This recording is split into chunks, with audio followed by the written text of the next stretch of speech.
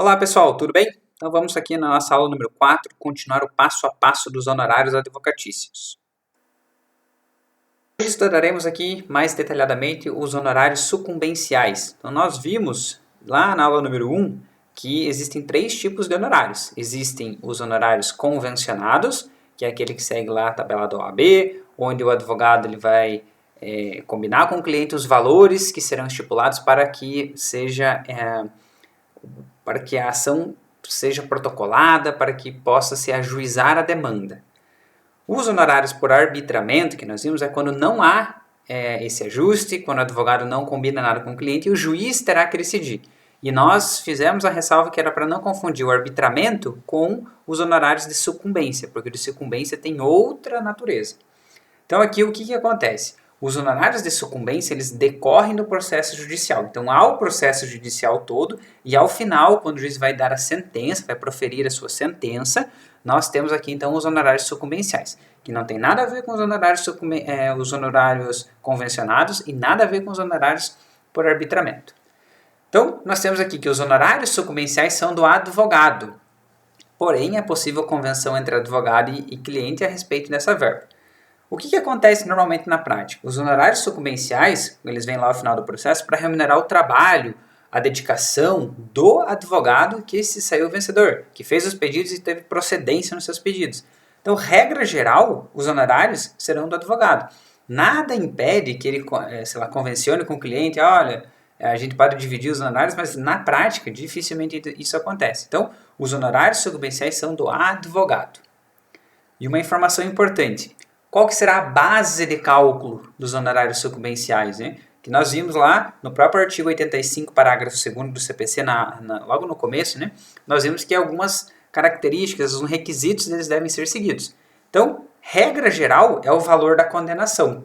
Então, vamos supor lá que eu pedi 10 mil reais, né? Foi o valor da minha causa, e o juiz concedeu lá, por exemplo, 8 mil. Então, em cima desse 8 mil que foi condenado, a outra parte, né? Então, esse 8 mil que servirá como a base para que a gente tenha a ideia do qual será o 10, o 15, o 20%. Então, é o valor da condenação, né? Porém, o juiz ele também pode considerar o proveito econômico. Também está lá no artigo 85, parágrafo 2º do CPC. E o que é considerar o proveito econômico? Nós temos aqui o exemplo que qual é o proveito quando uma cláusula for considerada nula. Então, por exemplo, nós temos um contrato que tinha uma cláusula que ela era abusiva. E aí, nesse caso, fica difícil a gente mensurar qual que é a condenação. A gente consegue entender qual que foi o proveito econômico, o que o cliente deixou de perder. E em cima desse valor que deixou de perder, por exemplo, é que será calculado o honorário sucumbencial. Então, repetindo, até agora, temos o valor da condenação. Então, regra geral, eu pedi 10, o juiz me deu 8. Então, esse 8 será o valor da condenação. Supondo, né, que nós não temos um valor de condenação, mas nós temos um proveito econômico, quando nós conseguimos anular uma cláusula que é, abusiva. E aí, então, o que o cliente deixou de perder, por exemplo? E aí, aqui será o proveito econômico que ele teve. Os honorários podem ser calculados em cima disso também. Ou ainda o valor atualizado da causa. Então, é possível que, às vezes, existam situações em que o valor da causa ele serve tão somente para que nós tenhamos um valor na causa. E aí o juiz vai levar esse valor em consideração. Ou nós temos aqui até o exemplo que no caso de improcedência ou extinção do processo sem resolução do mérito, o valor da causa será utilizado como base de cálculo para os honorários. Então vamos supor que A ajuizou uma ação contra B.